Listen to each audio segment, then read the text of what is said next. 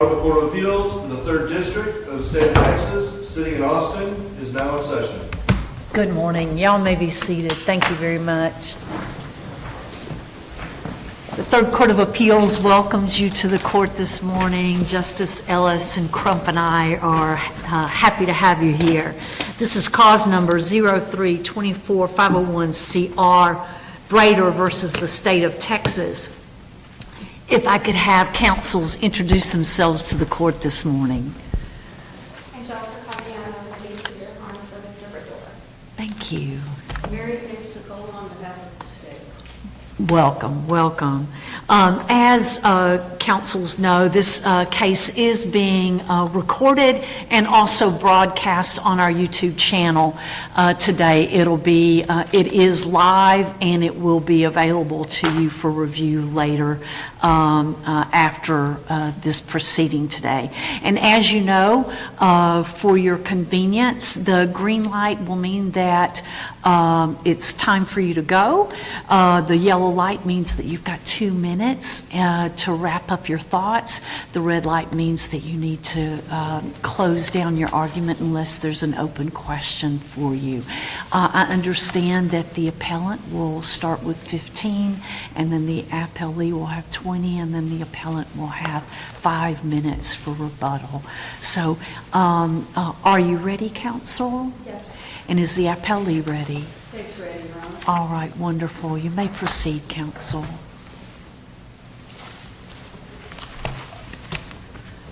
May it please the court, Certainly. opposing counsel.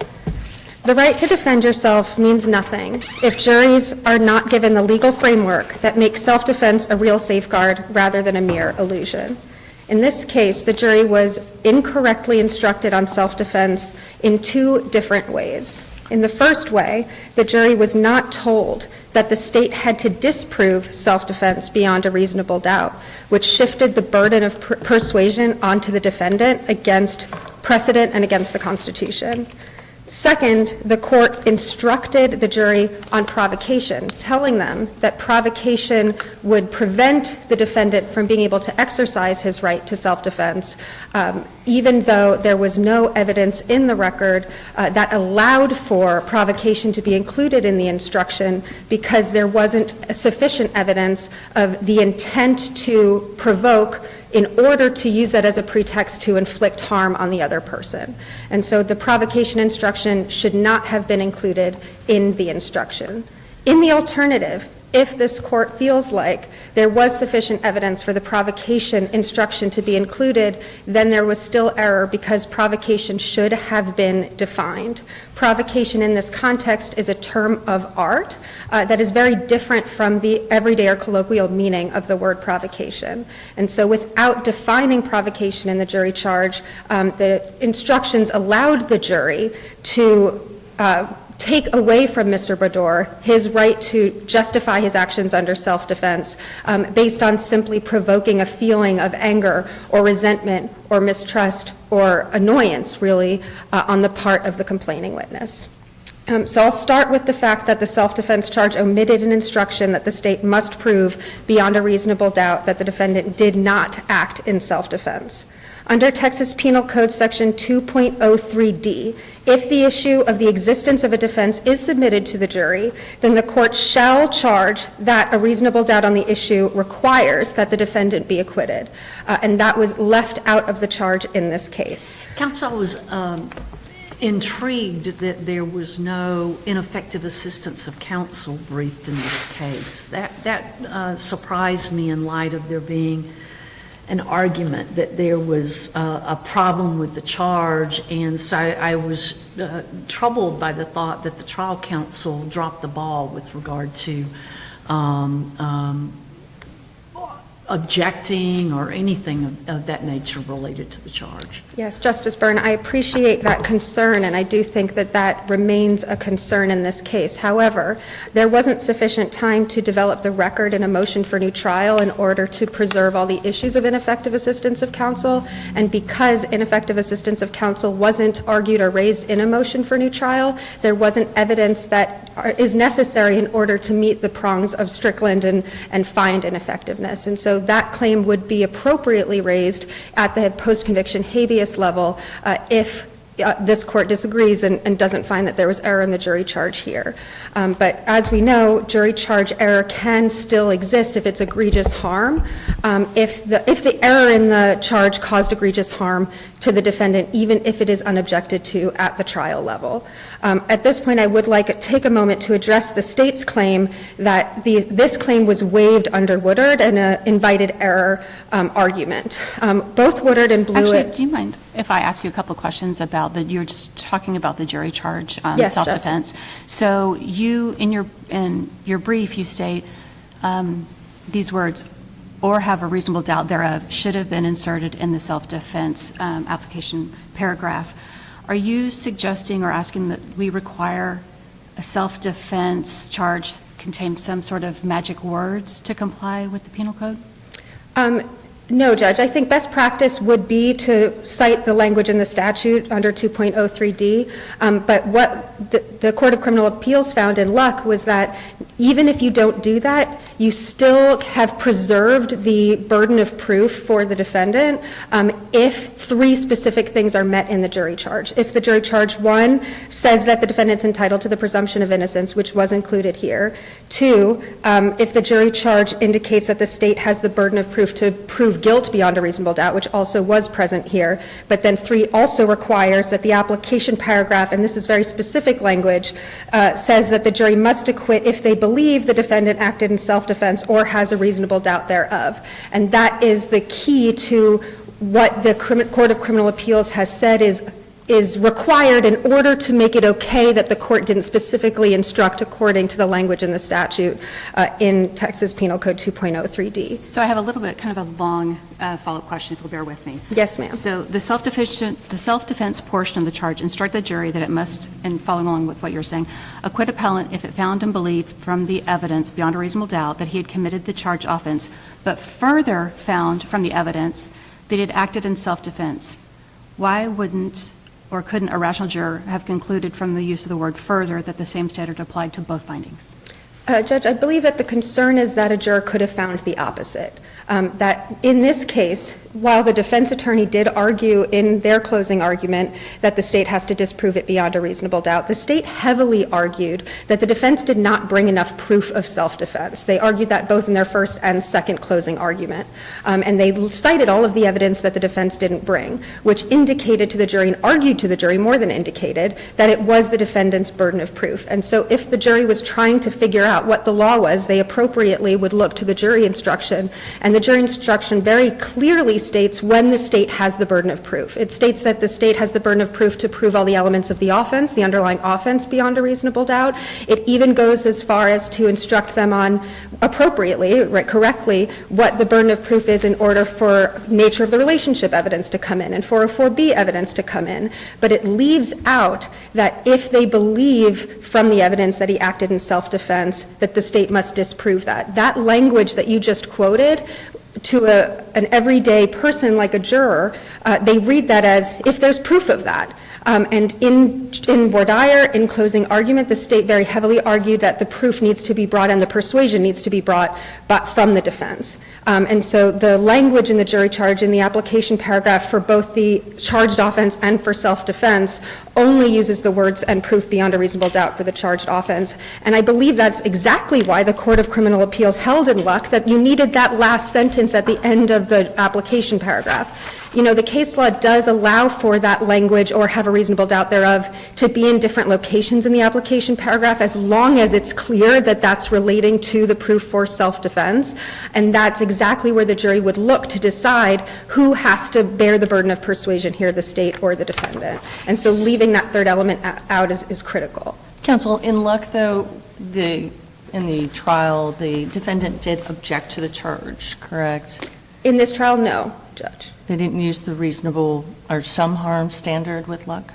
Oh, with Luck. I thought you meant in this trial, Judge. In Luck. So actually in Luck, the court found that there was no error. And so it would have been evaluated, I think, under what you just correctly stated, would be the some harm standard, but they ultimately found that there was no error at all, and so didn't find that there was some harm because they found alternatively that there was no error in the first place because the charge had these three elements.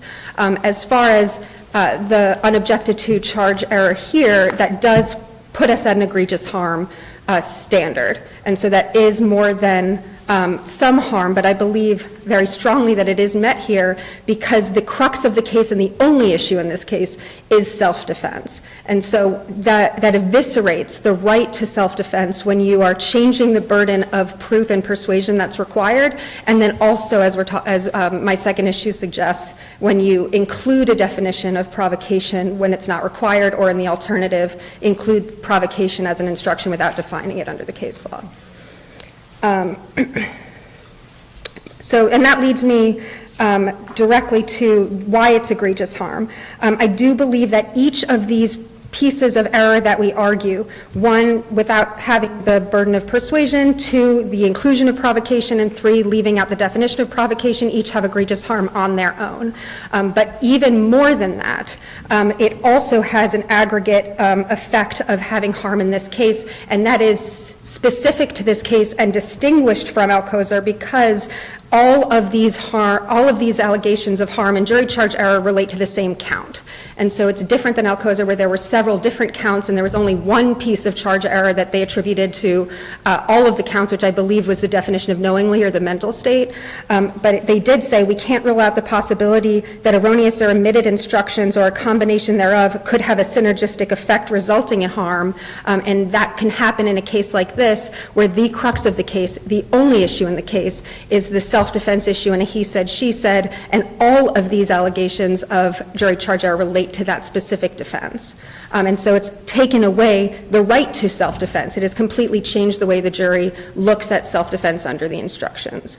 And so that leads me to the provocation issue, which again alone, I believe creates egregious harm for Mr. Brodeur, but in the aggregate even more, in the synergistic effect even more. With respect to the provocation issue, we recently, I think just earlier this month, had the Ballister case. Have you had an opportunity to review our decision in Ballister as it addressed the provocation issue? I have not, Judge. Okay.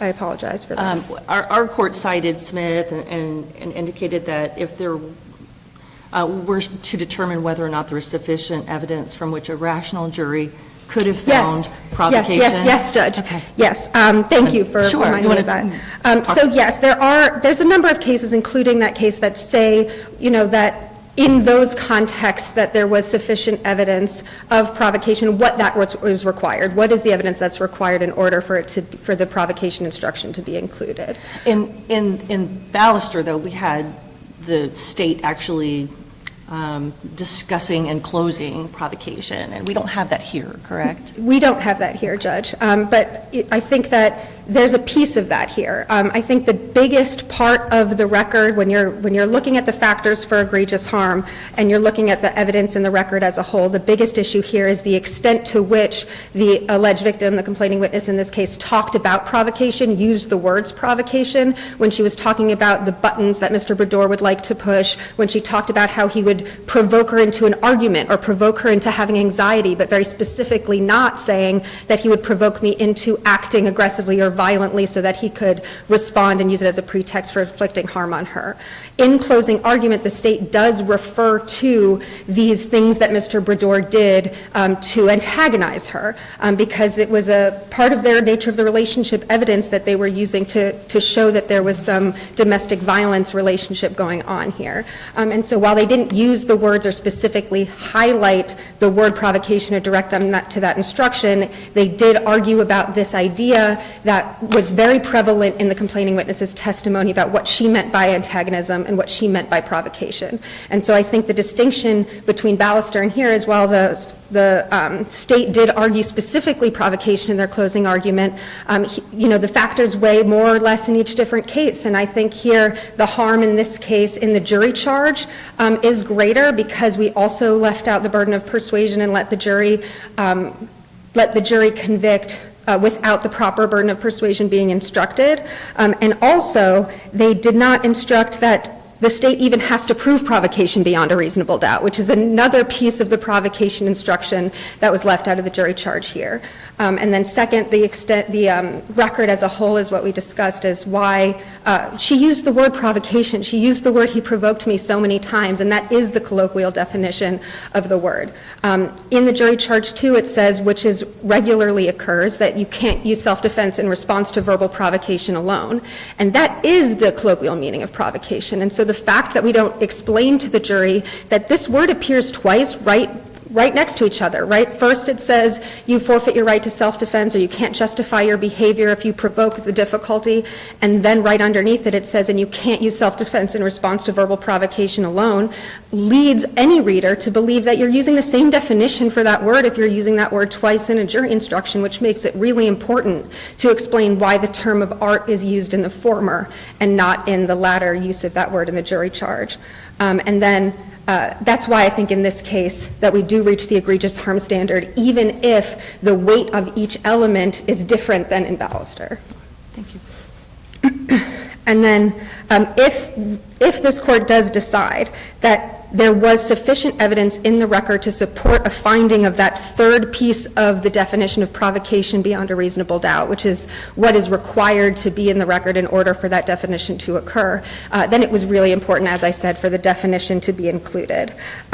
Just last year, the 14th Court of Appeals addressed this, and it said, in Smith, Kennedy, which is a case from 2015, and Zavala, which is another 14th Court of Appeals case from 2011, hold that the definition of provocation is necessary when the jury is instructed on provoking the difficulty.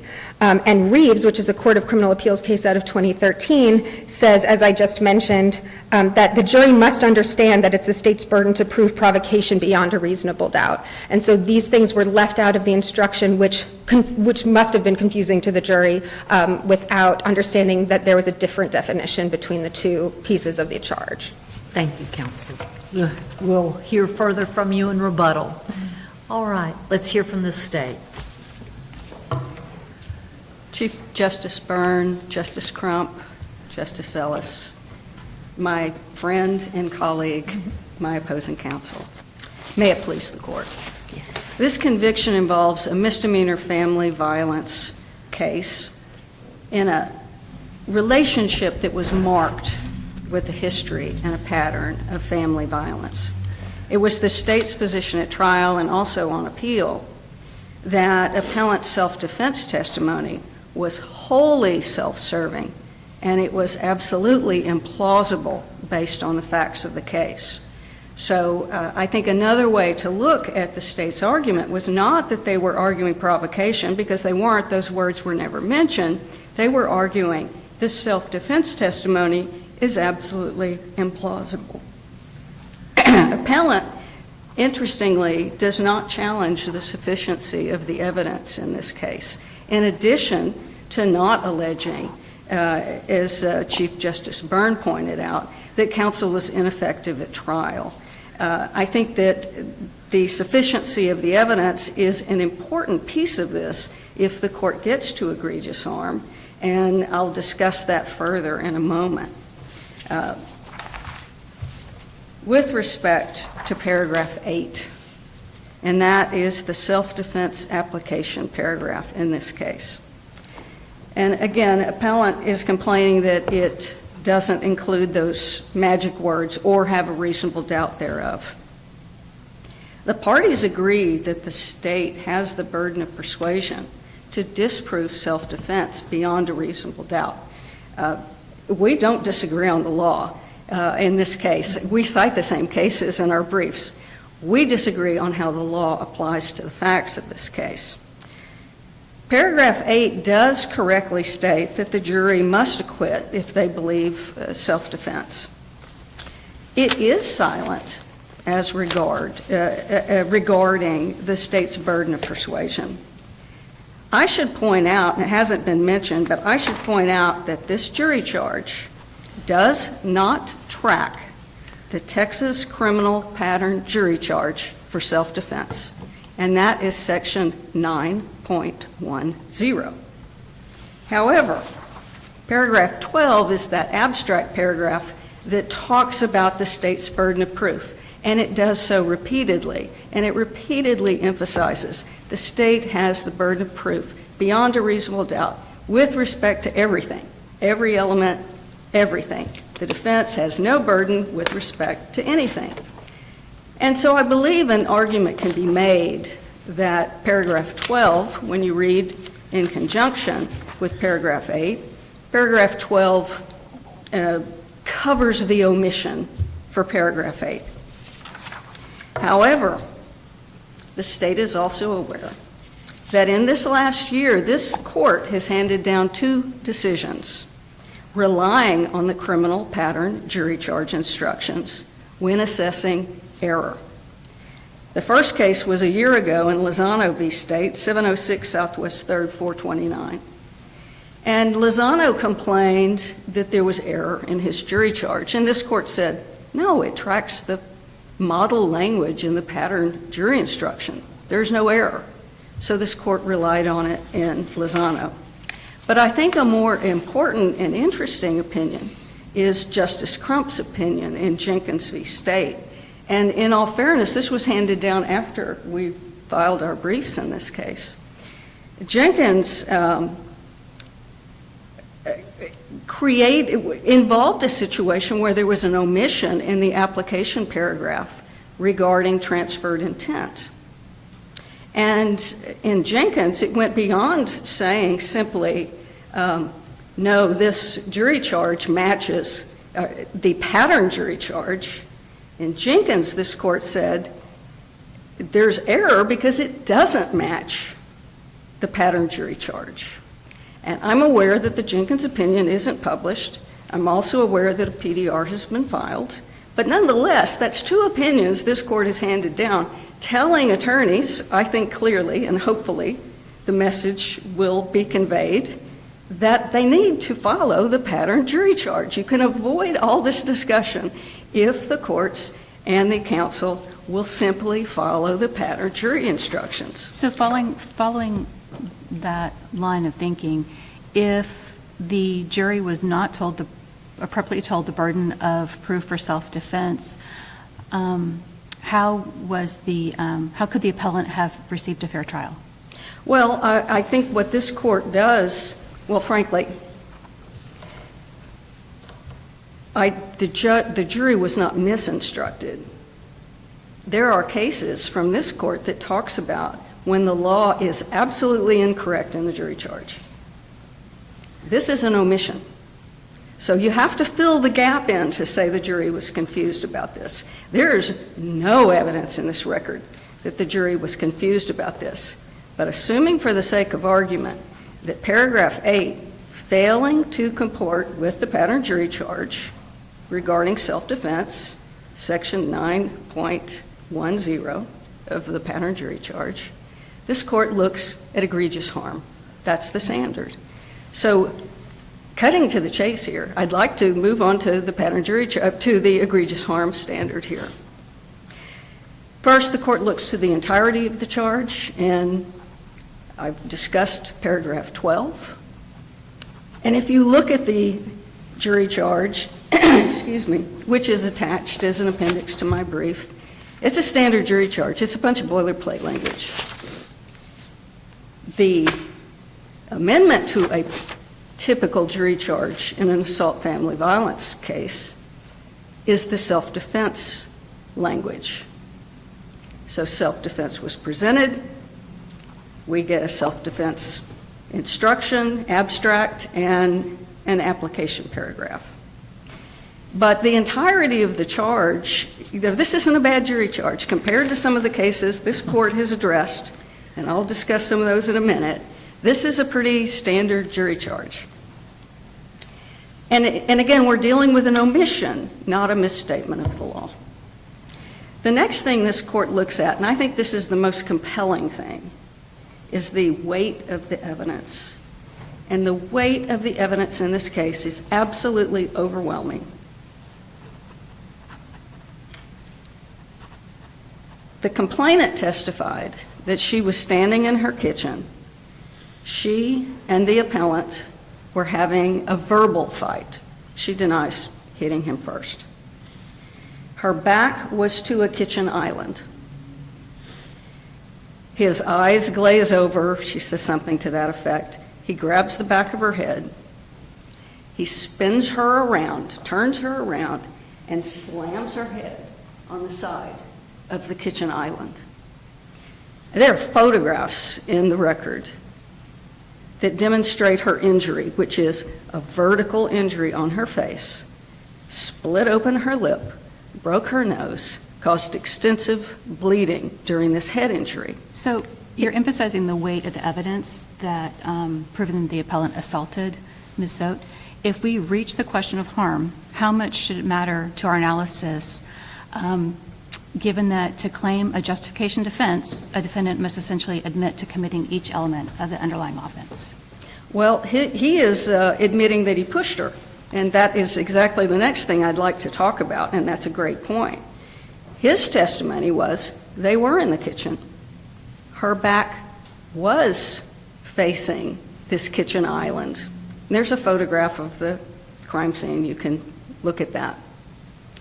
But he contended in his testimony, if you'll read it closely, is internally inconsistent, kind of changes his story. I thought the prosecutor did a really good job on cross-examination. At one point, he's supposedly holding a greyhound in a backpack, but then he wasn't.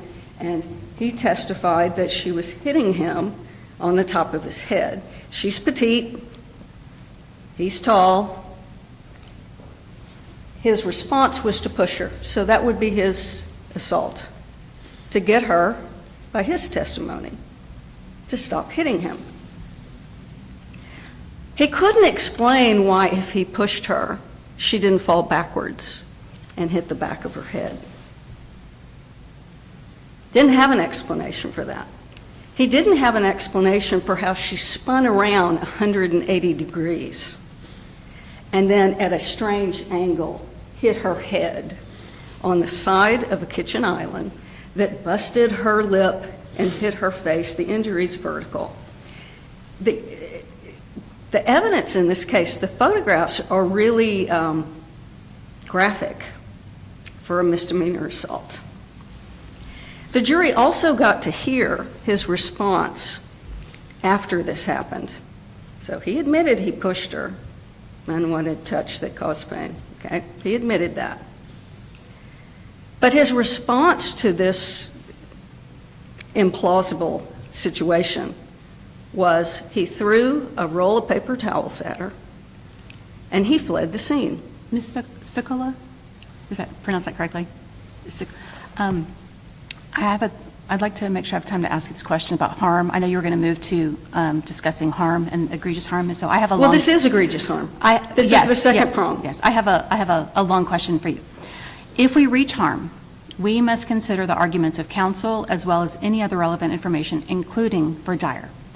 How would jurors have understood the following statements the state made during Verdire and closing argument, respectively?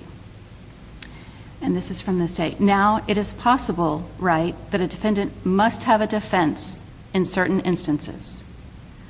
But there are certain things that must be met in order to meet and show this defense of self-defense. And so this is self-defense argument that they're trying to put forward, you guys, makes no sense. I agree. Those two statements are, would you say, possibly a little bit misleading? No.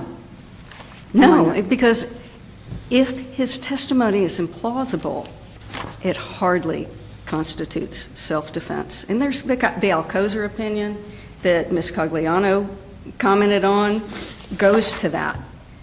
So the jury also got to see, in assessing his credibility with respect to his testimony, were the photographs of the last time he was arrested for assaulting her. So the jury got to see that he fled the scene. The jury got to see that she didn't fall in a way, his testimony defied the law of physics. And it is absolutely appropriate to testify that the self-defense is implausible. The third point that, I'm sorry, Your Honor? Well, I wanted, you agree, though, that there was conflicting evidence Of of course, self-defense? sure. And it's, I mean, if we take the quote from Mendez. It was the hotly contested issue of the case addressed in closing. So what then do we do with it?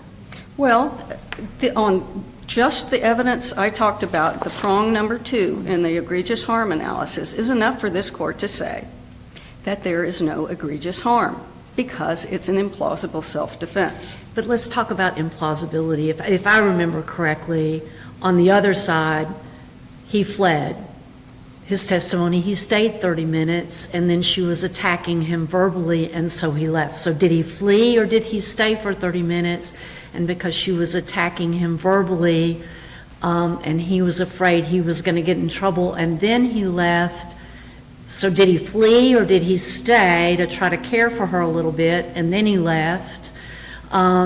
She was unstable on her feet, according to some of the EMS people, because she was impaired. She was high as a kite.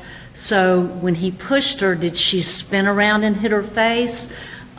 So is it contested? Is it hotly contested? Or is it, as you say, because nobody was there but the two of them? So the way the state is saying it is it's only one way. But when you hear his testimony coupled with the EMS people saying she's high as a kite, she can't state things 30 minutes later in a cohesive manner, was it as clear as the state is saying the complainant is arguing the attack was? Well, Judge, I think what would belie that conclusion is that he never, this is a man that was trained in emergency medical care. He didn't seek care for her, and she had a head injury.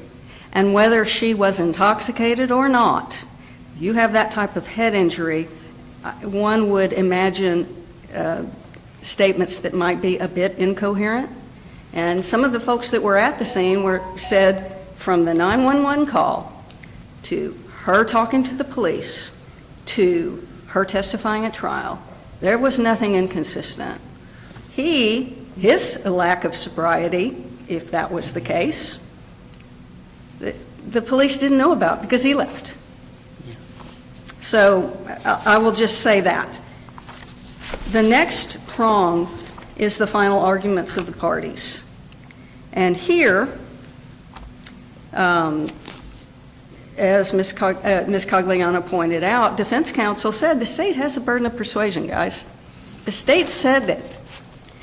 And this court has, in the Jenkins opinion from July of this year, and the Torres opinion, which I cited in my brief, this court has found there's no egregious error when there's error in the jury charge if it is correctly argued in closing argument. But counsel, the state said, we don't have proof from the defendant that he was attacked first. He said on the stand, and he told us a version of a story. He didn't bring us photographs.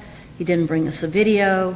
He didn't bring us absolutely anything other than saying that he somehow hit her with such force that she spun around. That was what you said in your first opening. And then in your rebuttal, you said, well, if he's the victim, where's the evidence? Where are the photographs?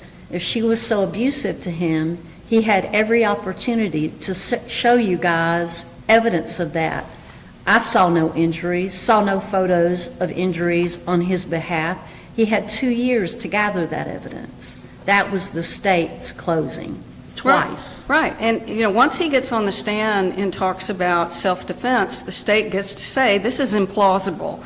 If he had any injuries from this petite woman, I don't know, standing on a ladder. But who had the burden of proof on self-defense? The state has the burden to disprove it, the burden of persuasion to disprove it. But he's the one that advanced this. And I think the state can say anything they want about how implausible it is. If he had something more than this wholly self-serving testimony, he could have presented it. He took the stand, and he didn't do that. So I don't see any of this as being inconsistent. The other opinion that I wanted to emphasize is the Torres v. State, which is cited in my brief. And that's a case where the jury charge was so bad in a capital murder case, it misstated the culpable mental state in 2 places in the jury charge. It wasn't an omission. It was an absolute incorrect statement of a capital murder defendant's culpable mental state. And this court said it was argued correctly, the jury heard about it, so there's no egregious harm. Judge, I see I'm running out of time, so I want to turn to the second and third points of error. Going back to that model language in the Texas pattern jury charge 9.10, that one sentence about provocation that's in this jury charge is in the pattern jury charge. Let me ask you a question about provocation. What evidence, if any, is in the record that would support that provocation actually occurred during the incident? Well, the Court of Criminal Appeals tells us we look at what happened. This is why it's standard in these cases where the parties know each other. We look at not just the incident, we look at the history of the relationship before the incident, and we look at what happened after the incident. So to be clear, nothing during the incident. The state is looking to support the provocation. Well, yeah, she's Everything like, happened prior he's, to they the were incident. fighting. They were fighting, and there's an enormous disparity between these two people, not just physically, but in all respects, socioeconomically, educationally, in all respects, there's an enormous disparity between these two people. And she described their fights as him goading her. So I do think that that it's not a giant leap. It's a boilerplate language in 9.10. The fact that it's not defined actually benefits the defendant.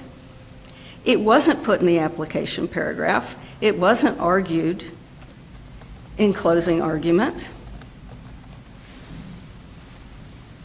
And the definition of provocation is not recommended in the pattern jury charge. So if this court is going to urge us to use the pattern jury charge, I would say that there's no error regarding that, regarding provocation, because it matches exactly what's in 9.10. I have one last question, if it's Oh, all right. absolutely, Counsel. Your estoppel argument, just going backward a bit. Sure. Tell me what precedents or what legal authority that you have to say that there could be a waiver of this particular issue, because I didn't see it in your brief. Well, there are 2 cases. I cite the Woodward case from the Court of Criminal Appeals and Ex parte Jeffcoat from this court. There's not a lot there. And this might be one of the rare situations where a defendant benefits from not having a complete record. I do have reason to believe that counsel was very involved in getting this jury charge put together. We have a little piece of that. The entire jury charge conference isn't on the record, but the judge says the parties had amendments and the parties agreed to the amendments. So we know that this was more than defense counsel just saying, no objection, whatever's handed to me, no objection. That's not how this trial went down. That's not the nature of this particular defense attorney, and you can read the record and see he's very involved in this case. And we don't have much guidance on what constitutes waiver in these situations. But when I see something in a record, whether it was the 20 years I represented criminal defendants on appeal or now, I think it's incumbent on me to just bring it to the court's attention. So I didn't spend much time on it. I hope we get more guidance on what what constitutes that. And, I hope that perhaps the attorneys involved at the trial court level can learn that they need to get these conferences on the record. But it's a misdemeanor. I understand things move quickly, and maybe things aren't followed necessarily as much as you might see in a felony case. If there are no further questions, thank you very much. Thank you, Counsel.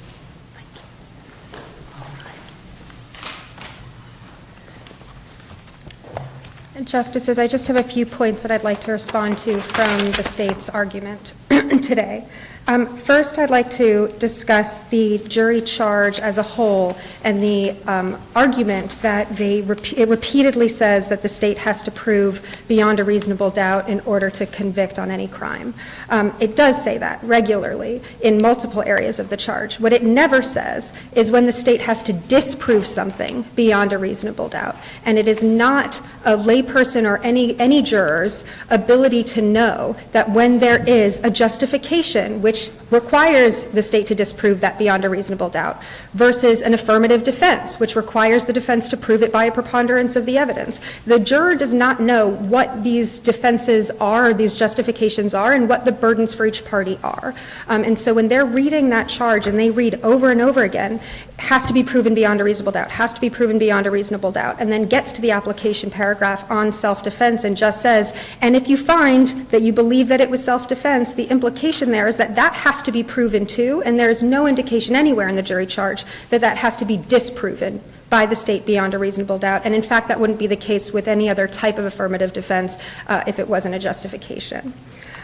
Similarly, the state talked about a standard jury charge and that this is a standard jury charge. I just want to point out that I have never seen a self-defense charge that didn't include that last prong of luck, which is to say, or have a reasonable doubt thereof, in any of the self-defense cases that I have seen. And so I think that this is a unique missing piece of luck in this case, and the Court of Criminal Appeals wouldn't have made a third prong if they felt that the first two prongs were enough for the jury. They specifically required that third piece, and that third piece is cited regularly in cases that cite luck for why it's okay, because it does say that in the application paragraph. Next, I'd like to talk a little bit about the evidence that the state asserts is overwhelming that this is not self-defense. I do believe that the vast majority of the evidence that the state cited to could be for either way, go either way. The injuries that result occur as a result of self-defense are often unexpected because of the way that bodies move, and this is a regular thing that's talked about in murder cases with where gunshot wounds appear. In this case, as the justices pointed out, somebody who is being hurt in self-defense could easily, especially when they're already unsteady on their feet, turn and hit their body, and face the other way when they fall down. That's not an unusual occurrence. And there certainly was no testimony that the jury could rely on to say that that would not happen that way ever. And so here what we have is a he said, she said, where the injuries could have occurred either way, and it's the intent of the defendant that's at issue here that the state, again, must disprove. And since the state highlighted all of the things that the defendant didn't bring to prove self-defense, that told the jury that that's what's required and told the jury that that's whose burden of persuasion it is. To say that nature of the relationship or domestic violence, cycle of violence, kind of testimony would be enough to warrant then a provocation instruction would not only be inconsistent with the domestic violence expert testimony, it also would mean that self-defense is forfeited in any family violence case. Yes, ma'am. Pagliano? Yes. I have a question for you. It looks like we're running out of time. And I think that Ms. Sikala briefly talked about the closing arguments and statements made in closing arguments about that, about the burden. And I'm going to quote from those. The prosecution told the jury, these are in closing arguments, for self-defense, we need to prove that the other person attacked first. And defense counsel stated, once we raise self-defense, it is now on the state to show that self-defense was not justified in this instance. So if we reach harm, should the arguments of counsel weigh against the appellant? I think that the arguments of counsel weigh against the appellee, weigh against the state. I think the defense counsel stating that proper burden of persuasion is the one piece that weighs against the appellant. He did state that properly, the defense attorney. But the state argued far more extensively and far more vehemently the lack of proof and persuasion that was provided by the defendant, both in their voir dire, but then again reiterating it in their first closing and their second closing, how much evidence that they were required requiring the defendant to bring in order to prove that he acted in self-defense rather than the alternative. And so if you think about a hypothetical jury hearing both of those, even if they were to weigh them equally, right, which I don't think they are. I think the state is far more extensive in arguing the other way. But even if they were going to say, what do we do now? Then you look to the jury charge and you assume that a juror follows the instructions that were given to them. And the instructions that were given to them was that it needs to be proven by the defendant. Thank you, counsel. Thank you. Thank you. All right. Thank you both very much. This case will be submitted, and the court will stand in recess. Thank you very much. You're excused.